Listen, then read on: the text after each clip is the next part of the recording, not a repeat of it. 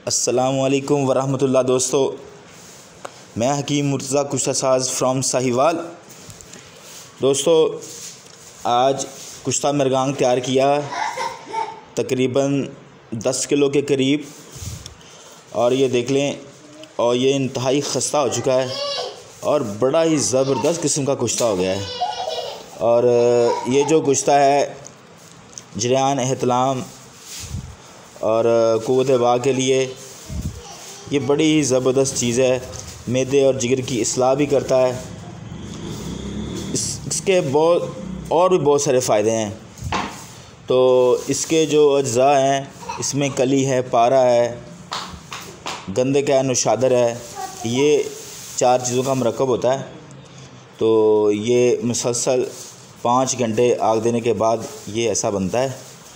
और अभी किसी दोस्त हकीम का है, उन्होंने मुझे देख कर ना जी 10 किलो का ऑर्डर दिया हुआ है, तो ये तैयार हो गया है।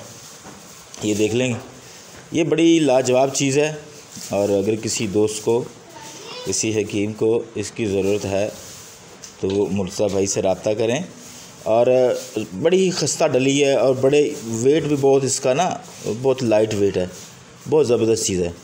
बहुत शुक्रिया जी। सब दोस्त अपना ख्याल रखिएगा। अस्सलाम वालेकुम।